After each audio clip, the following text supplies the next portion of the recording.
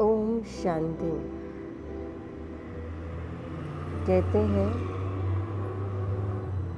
जीवन के अंदर कभी ना कभी किसी न किसी रीति से हमें अपने आप को ज़रूर मजबूत बनाना पड़ता है। कहते हैं कि भले हमारे पास कितना भी धन हो, कितना भी राज्य हो, लेकिन हम जितना अपने आप में संतुष्ट रहेंगे तभी उस धन का, उस राज्य का या उसका हम सुख ले सकते हैं। अर्थात कि संतुष्टता हमारी सबसे बड़ी खुशी है। एक बहुत सुंदर कहानी। एक बहुत विद्वान संत थे। वे कहीं भी ज़्यादा दिन नहीं रहते थे।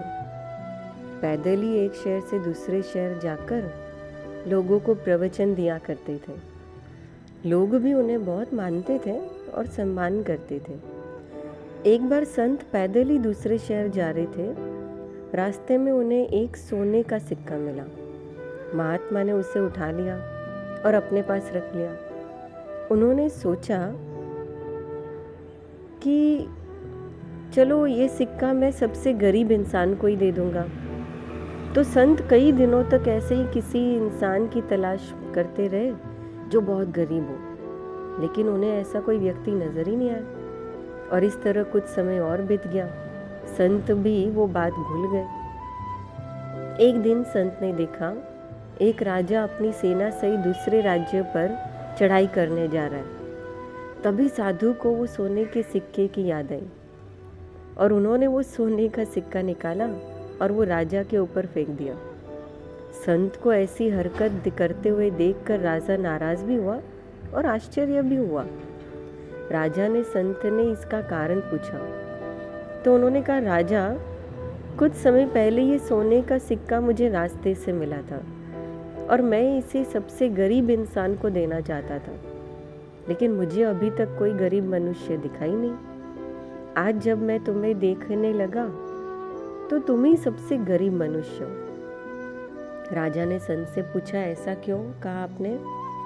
क्योंकि मैं तो राजा हूँ, मेरे पास तो अखूट धन संपत्ति है।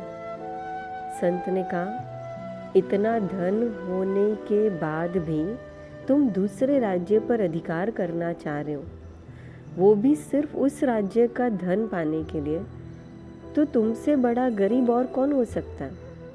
राजा को अपनी गलती का एहसास हुआ और वो अपनी सेना लेकर अपने देश लौट गया।